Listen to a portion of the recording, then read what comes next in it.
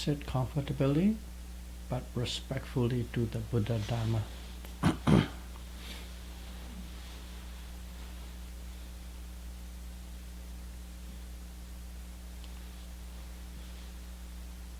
Yeah, we go.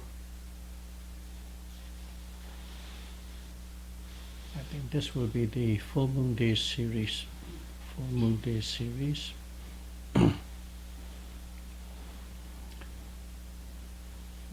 We go about our daily life, especially our householders, every day, in and out, doing what we need to do. Basically, working for money. Money in a sense of actually it is for food, shelter and clothing. To put the food, shelter and clothing for yourself or on the family. And we keep going on and on without thinking much about it.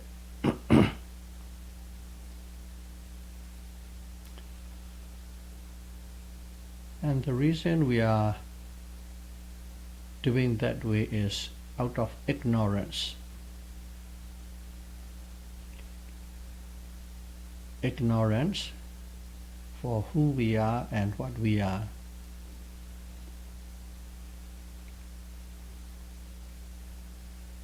We always do on the base of I.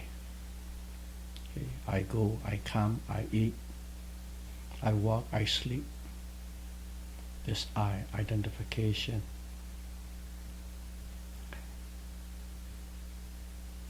And it's the identity of self, individuality and personality.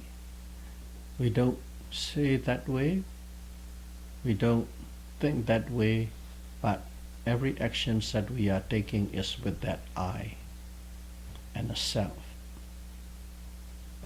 So we don't truly know the true nature of this self or I. And because of that, ego arises.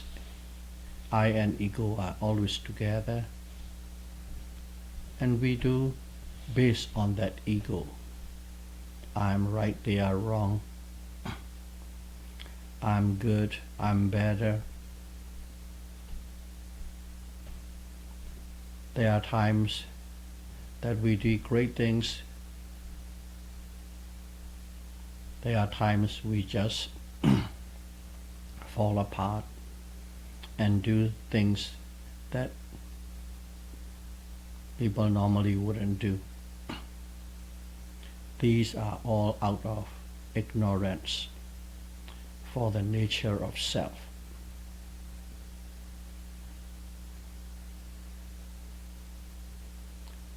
And because of those actions, in a short phrase, we do good things and bad things. In other words, wholesome things and unwholesome things. And whenever we are doing wholesome things and unwholesome things, we are accumulating karma.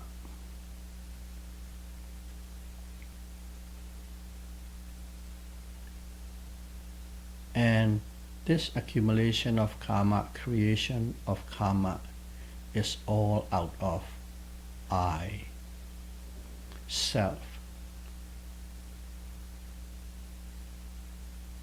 Thus we go on. Out of ignorance, we do wholesome things and unwholesome things. And the whole life, from the birth till die, that is the way we are going. So, let's take this, what we just said. Ignorance. Out of ignorance we do wholesome and unwholesome things. Let's put it in the past life. Okay. All of us has done in the past life with that I and ego and do wholesome and unwholesome things in the past life. And this wholesome and unwholesome thing generate a certain kind of energy called karma. And because of that karma, in this life we are born again. So that's what we did in the last life, and that's why we exist now.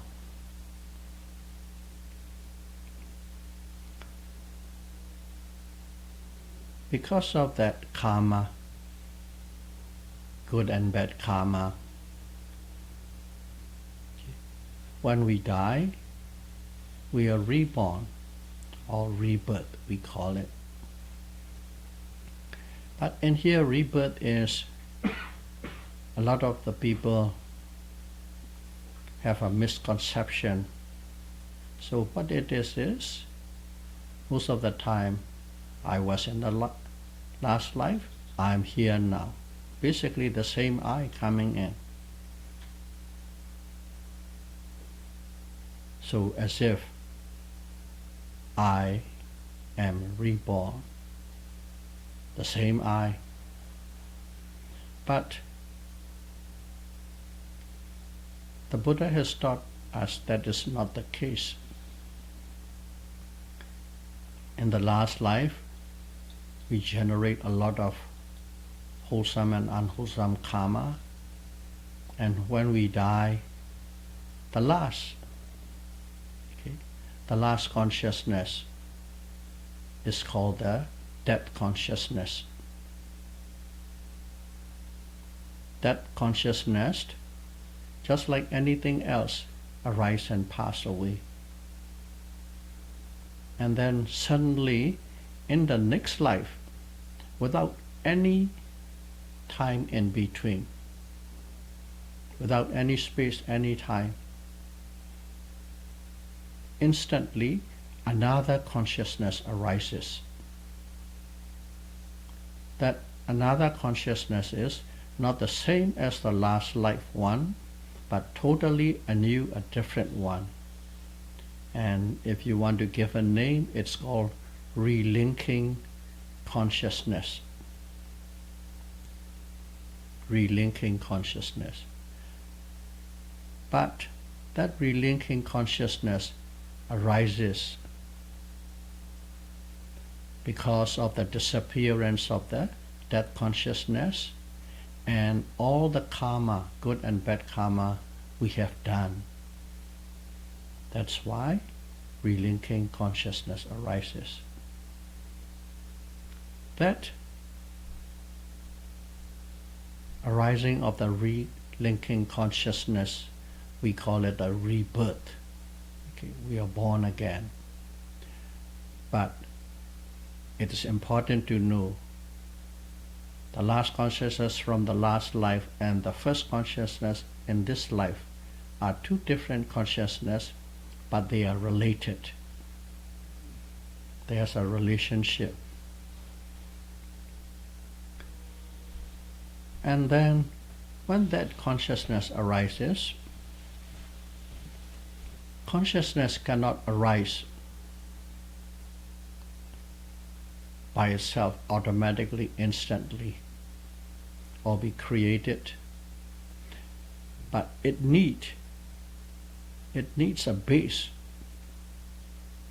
for it to arise, because there's a consciousness is a mind, you can call it. In English there's only one word, consciousness, consciousness. In Pali there are many words for each situation. They need a material base for consciousness to arise. Without that material base, consciousness cannot arise. So because of that, rebirth consciousness or relinking consciousness, when it arises, at the same time there's a material, material, a certain quality of material. We won't go into details.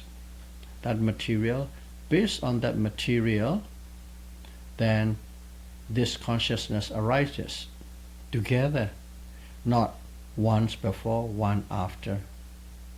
So there's a material and there is a relinquishing consciousness. And also there's called a heart base. In that material they call it a heart base.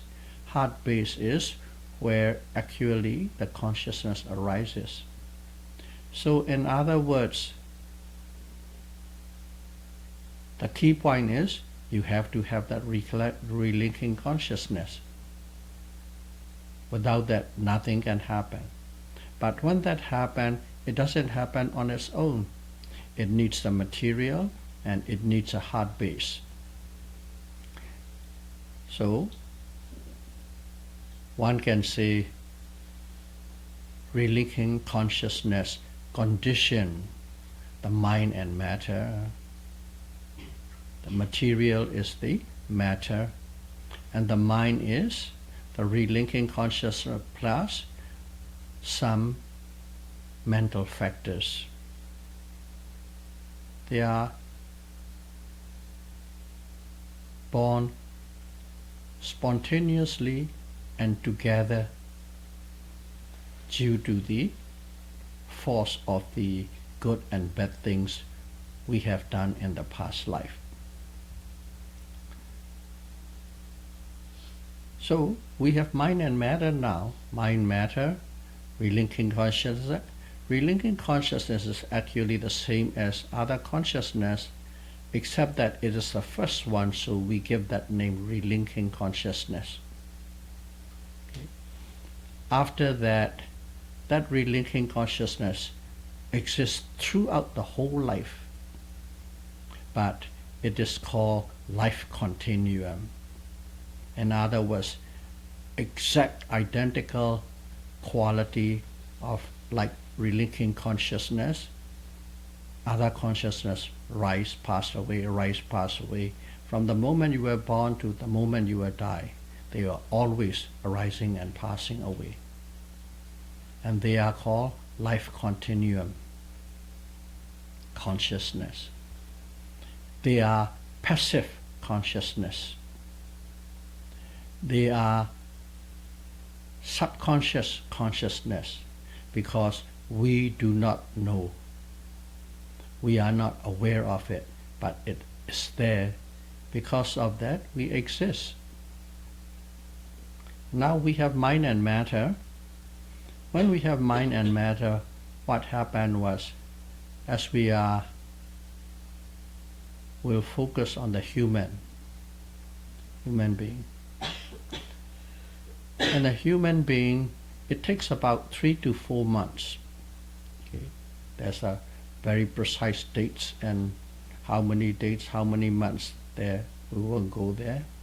Slowly, from that little material and the consciousness together, slowly grow a fetus, and then probably the eyes, and then the nose, the ears, and in about 3 to 4 months, you have all the senses, sensitivity, eye sensitivity, ear sensitivity, nose sensitivity, tongue sensitivity, body sensitivity, and awareness, the consciousness, the sixth sense.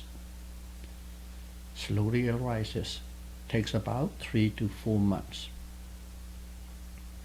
So for human to have all 6 sensitivities, it takes about 3 to 4 months.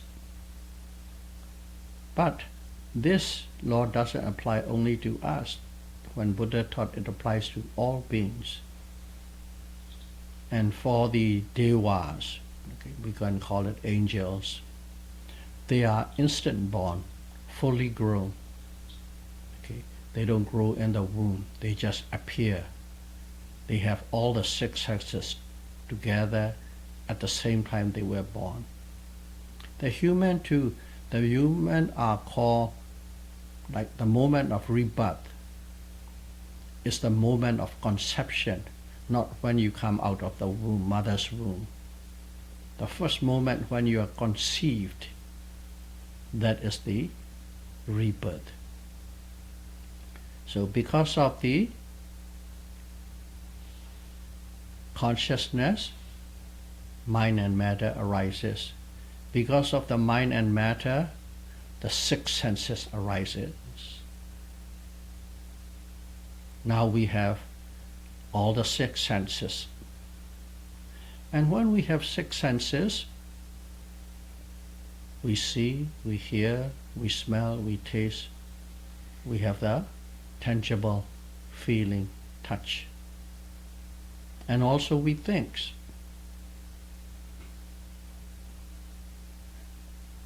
And as we have all these senses, as soon as we open the eyes, we see an object.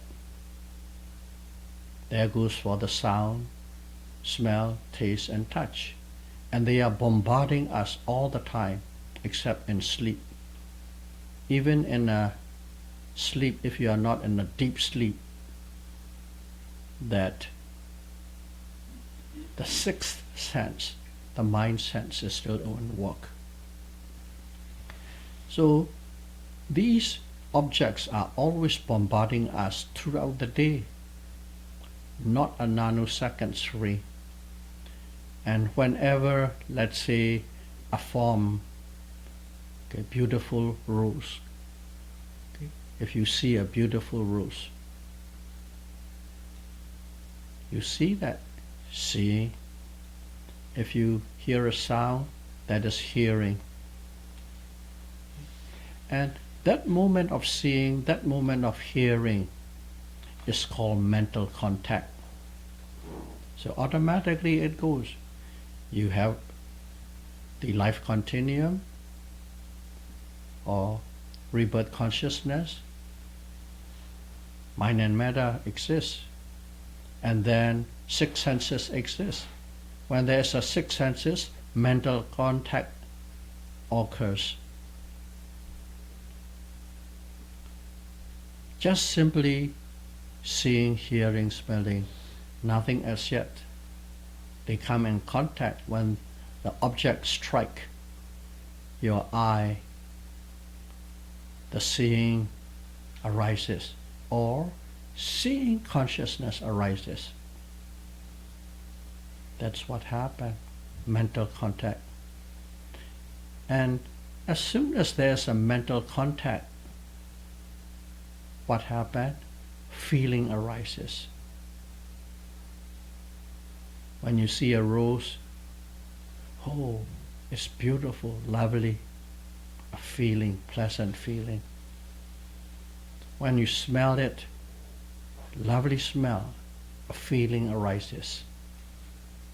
Okay. English word is just feeling, but precisely it's called vedana. Okay. Pleasant feeling, unpleasant feeling.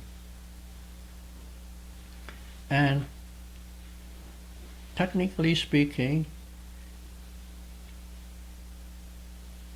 also unpleasant feeling arises. The thing is, when you are touching the rose, you accidentally touch the thorn and it pricks you, and there's a pain, unpleasant feeling. Right away there was a pleasant feeling, and then there's an unpleasant feeling. But pleasant feeling doesn't go to unpleasant feeling right away.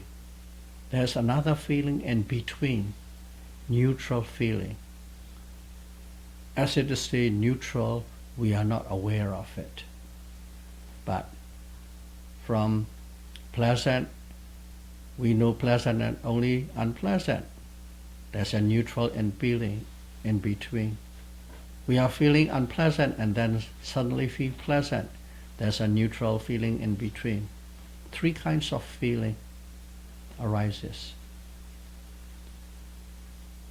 Now, we are going to see this again. Last life, we did good and bad things. Because of that, in this life we are reborn. When we are reborn,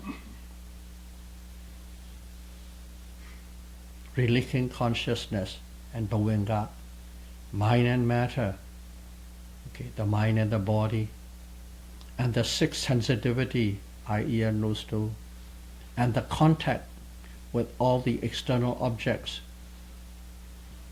And the mind is internal object. It arises. And then as soon as the contact comes, feeling arises. Okay? We are explaining like one conditioning the other, one conditioning the other, one conditioning the other. But in a stricter sense, the Buddha said, all these five arises together. Only the Buddha can discriminately see and sense and know about these things. It is hard for us to split them apart. These five arises spontaneously, and these five are called passive because they are not making any karma. They are the result of the last life, good and bad activities. So these five, but Buddha break it down and show us to understand how it happens. And these five types of mind and matter units are the result of the last life. There is nothing you can do about it. There is nothing you can break about it. Once it started, automatically goes on. Nobody has control. No powerful beings have control on it. Buddha has no control upon it. That is simply a physical and mental process, but they are the result of the last life, good and bad activities. Now we have a feeling. Now, from this, relinquishing consciousness to this, up to this feeling Vedana is now in this life, but we can call it, that is the passive part of our life, and it is automatically run without any variation. And then when the feeling comes in, good feeling, bad feeling, neutral feeling, at that moment we start discriminating it. Okay. The key thing is, because of that feeling, craving arises. Okay. Craving. Craving is the English word, translated words commonly used. But my teacher taught me the more precise word is the thirst. Thirst arises. In Pali is tanha. Thirst arises. Because thirst, you are thirsty, you drink. Later, you are thirsty again, you are thirsty. Your thirst can never be fulfilled throughout your life. And whenever there's a thirst, you have to drink, you have to drink, you have to drink. Never stop. So just like that, the craving or the thirst for what? For sense object arises. Okay. Craving or thirst for the sense object. And for those craving or thirst for the sense object is, of course, we like to have only the good objects which give us good feeling. So basically a good feeling. We look for desirable objects, desirable sounds, desirable form, and we are always craving for it. But at the same time, you cannot get desirable sound and form and beautiful sight all the time. We know our true life. There are good forms, bad forms, good sound, bad sound. So when those unpleasant nature object, unpleasant is just simply unpleasant, there's nothing wrong about it. a little pile of dog poop is unpleasant. That is just nature. So whenever there's a pleasant, wonderful, lovely, we crave for it. And whenever there is a nasty things come up, we crave for it. Again, we crave for it. How do we crave for a nasty thing? Let's say you're sitting in meditation, there's a pain comes up, and suddenly you wish the pains to go away. You don't want the pain. In other words, what you are doing is, what actually happening is, you are craving for the pleasant feeling to replace that unpleasant feeling. That's how we are craving. We can say craving for the unpleasant feeling. Unpleasant feeling is unpleasant, but at that moment you crave. The good one replaced it. So still craving.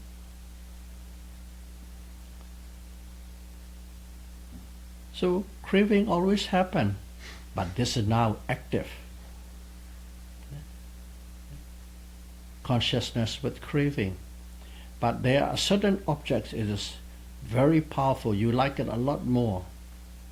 Some like it curry very much. Some like it honey very much. At the same time, another person hates the curry dish. So likes and dislikes are different. But regardless, based on whatever you like, you begin to really grasp on it.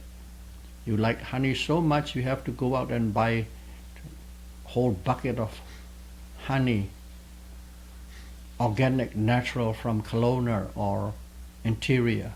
Have to be really specific. That is because of grasping. Or upadana in Pali. Grasping, clinging, attachment. They are all the same. And because of that grasping, what happened? We don't stop at grasping. We go out to the store and buy something, specifically a certain project. So in other words, activities happen. Because of that grasping, you do a lot of activities. And these activities are, some are good activities, some are not hurting or not harming. But sometimes you like something so much, you rationalize yourself and then still go out and do. But there's little hurt and little harm, little inconvenience to somebody else. But of course you are smart. You rationalized it. I'm right. They are wrong. That's why I'm doing it, for their own good. But still, the fact is there's a hurt and a harm is involved to a greater or lesser degree. Again, we are doing it, wholesome things and unwholesome things, because of that craving and clinging. So, in the past life, the Buddha explained to us these good and bad things are done due to ignorance. That's one way. And now the Buddha is teaching us again. Good and bad things we do because of our craving and grasping. So this craving, grasping, and ignorance are the roots of our all wholesome and unwholesome activities. And we do,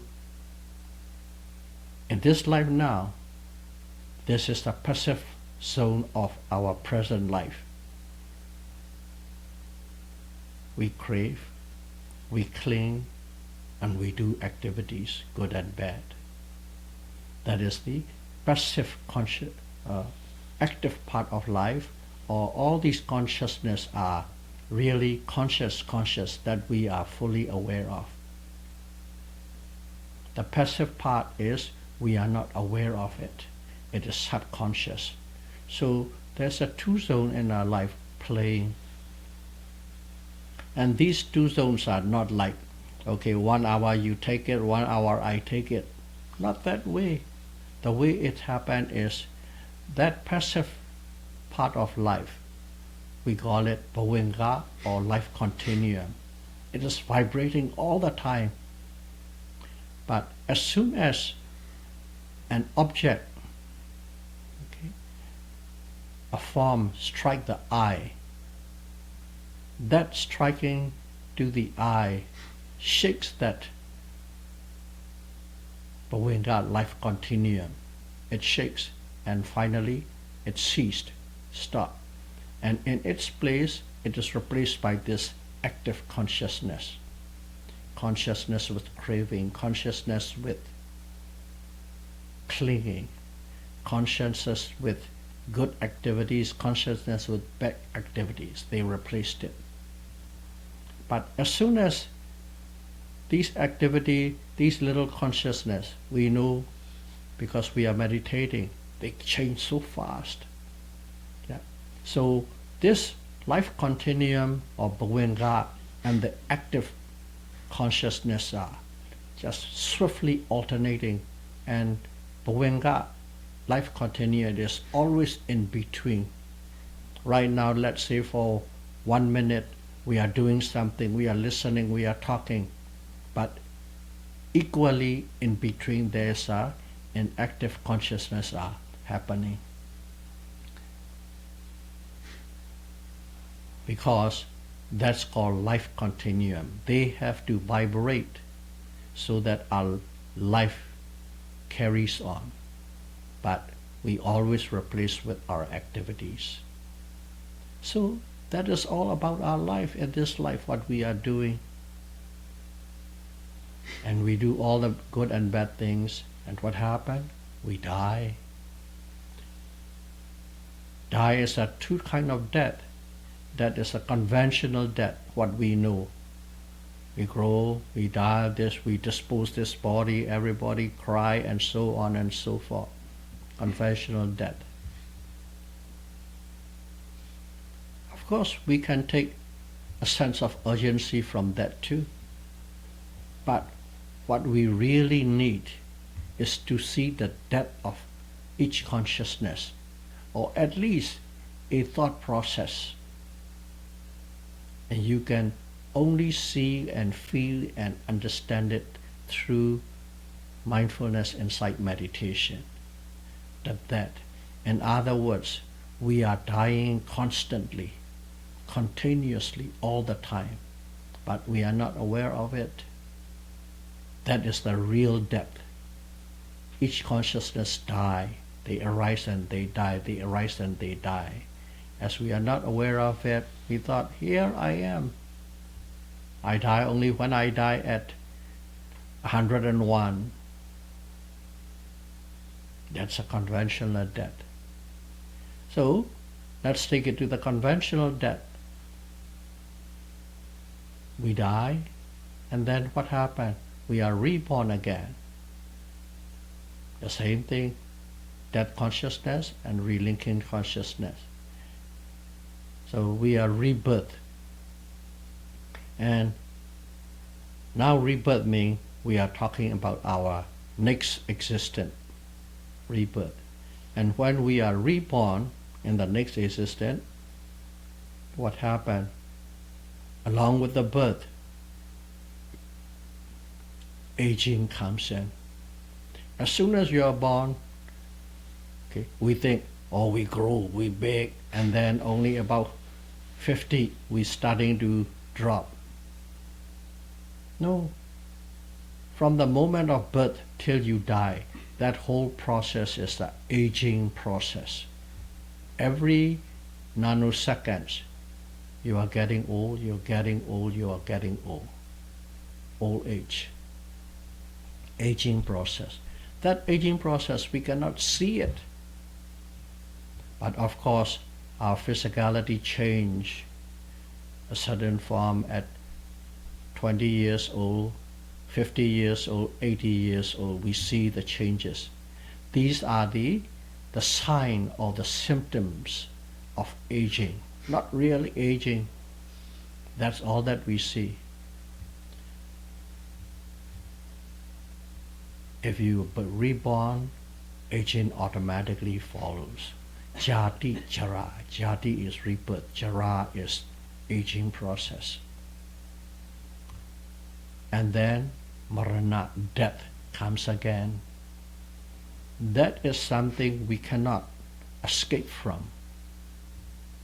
We cannot escape from that. If you are born, you have to go through the same process. Birth, aging, and death. That's one way of seeing the life. And they are all because of the good and bad activities we have done in our lives. And in that aging process, birth to death, there's another one that comes with it, but it doesn't put together with it because they are different one to the other. They are incidental. Throughout that life, from age to aging to birth, aging to death, there's a sorrow, lamentation, pain, grief, despair.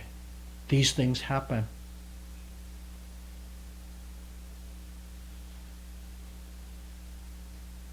We don't have to describe the detail of what sorrow, lamentation, pain, grief, and despair. Different degrees of suffering, let's put it that way. These come in, but it differs one to the other. Simple way is people who are in a country like Canada and people who are right now in Gaza. That's totally different. And that difference is actually due to when you come down to individual, based on the good and bad activities that one has done in the past. When you have a lot of wholesome activities in the past, you are put into a place or a time or a situation where there are more pleasantness. And when you have done a lot of unpleasant, unwholesome activities, you will be born in Gaza or Syria or Ethiopia or very, very poor and deprived part of Burma. That is the result of the wholesome and unwholesome activities we are doing all the time. Even now we are doing.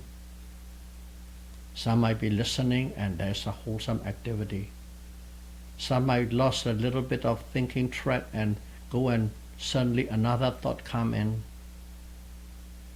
But one thing is, as a practitioner, anything that is not mindful, or mada, it's an unwholesome activity. Only one when you are mindful or heedful, apamada, then you are in a wholesome zone. Only with mindfulness you can truly guide yourself to do wholesome things. As soon as you forgot and not heedful, unmindful, then you are in the unwholesome. Because the more you practice, the more you will see the very subtle difference between wholesome and unwholesome. They are not like black and white. And to tread that path of wholesome and unwholesome, there's only one way to do it: to be mindful. Sati, samasati. Samasati is the only one can gear and direct it towards the true wholesomeness. Of course, has to be based on the precepts. With the right foundation of precepts and being mindful, then we can navigate all these wholesome and unwholesome activities and put on the right track. So here, it all comes down to all these sorrow, lamentation, pain, grief, and despair. And a whole lot of a mass of suffering. That's what it said. So basically, pain, despair, and grief is a obvious suffering, dukkha. There's a viparinama dukkha, change, suffering due to change. Okay, suddenly we are happy for one moment, this hour, suddenly because of something or something it doesn't goes along your will, between the conversation, between an activity, suddenly your mind changes into unwholesome. Wholesome to unwholesome, unwholesome to unwholesome, or pleasant to unpleasant, unpleasant to pleasant. It's always changing. That is another kind of suffering, dukkha. And the deepest way of suffering is constantly everything is passing away. That can be done, that can be experienced and known, not by reading, not by listening, only by practicing vipassana, insight meditation. And even, and let's call it craving. Why do you practice vipassana meditation? Because of your craving. Because you have a view that vipassana will give you insight, and that insight will release you from suffering. Because of the craving, you practice vipassana. Just a level of craving is a smaller level of greed. Now you go to upadana, attachment and clinging. You become to the point of that very strong attachment or clinging to vipassana. Then those people are the one who just goes non-stop. Nothing can stop. They drop everything. They give up everything and they go. For what? Practicing. Because they have the clinging and attachment to that emancipation. But at the same time, if you look at it, while you are practicing vipassana or mindfulness, you are in the wholesome zone. Okay? In the wholesome zone. So basically you are developing wholesome activities, wholesome karma. Even though because of the clinging to vipassana, you are developing wholesome activities. Clinging is unwholesome, but the path of the vipassana is wholesome. One thing is, while you are practicing there, you come to experience all the insights, whatever insight level you come. Still, you are in a wholesome zone, but still you have unwholesome activities. Can't escape.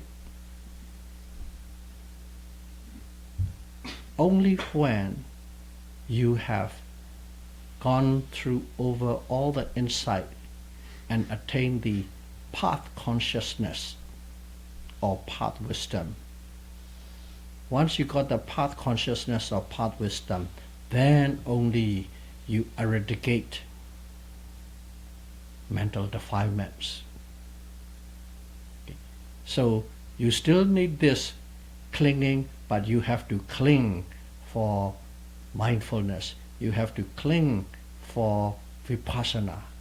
That clinging will really push you to practice very hard. Of course, we want to be free from all form of suffering.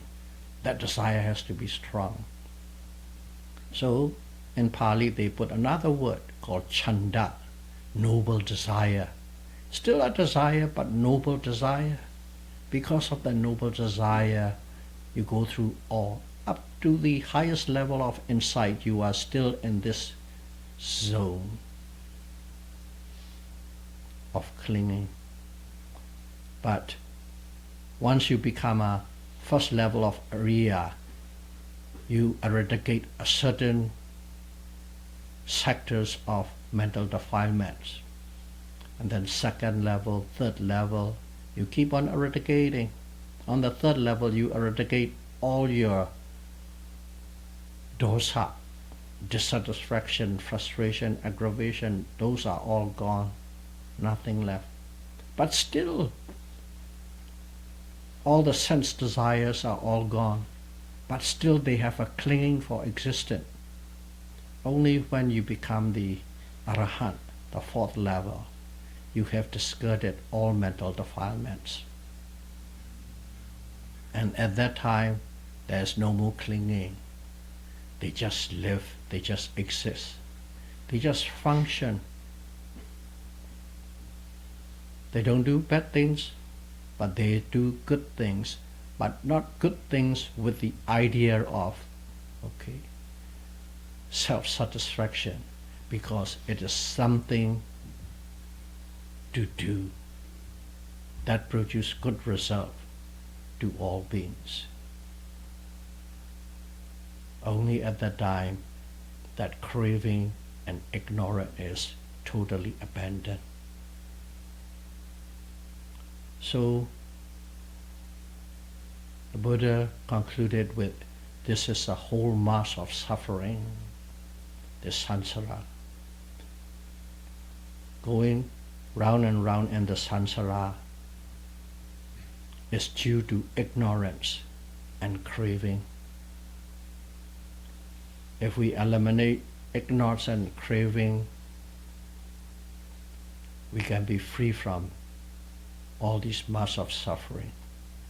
It is not I, it is not you, it is not a person, an individual.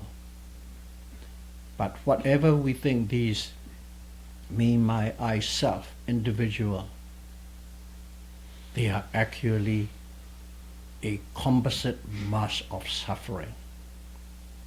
We might perceive good and bad and pleasant and unpleasant, but in reality, it is a mass of suffering.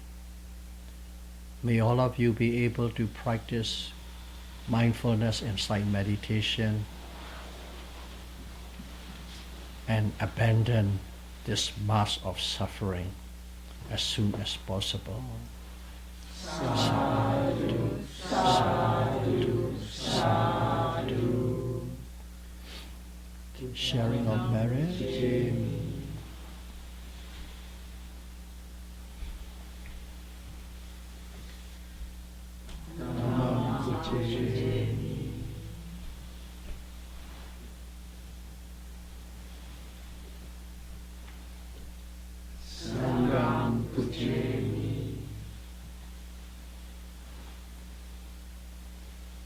Okay, except for Sayali, let's step down to 5%. Namo tassa bhagavato arahato samma sambuddhassa. Namo tassa bhagavato arahato samma sambuddhassa. Namo tassa bhagavato arahato samma sambuddhassa. Buddham saranam gacchami, Dhammam saranam gacchami, Sangham saranam gacchami, Dutiyampi Buddham Saranam Gacchami. Dutiyampi Dhammam Saranam Gacchami. Dutiyampi Sangham Saranam Gacchami. Tatiyampi Buddham Saranam Gacchami. Tatiyampi Dhammam Saranam Gacchami. Tatiyami Sangham Saranam Gacchami. Panatipata Viramani Sikkhapadam Samadhiyami. Adena Dana Viramani Sikkhapadam Samadhiyami. Kamesu Miccāchāra Viramani Sikkhapadam Samadhiyami. Susavara Viramani Sikkhapadam Samadhiyami. Suramiriya Micca Pamadatthana Viramani Sikkhapadam Samadhiyami. Idam me silam Megapala Jnanasa Vichyo Hotu.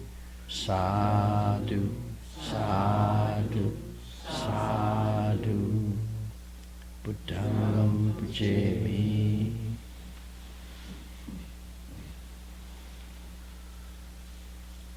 Dhammam Pujami.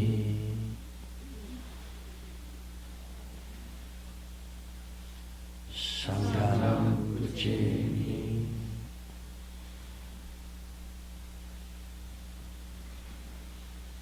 Thank you very much for your participation.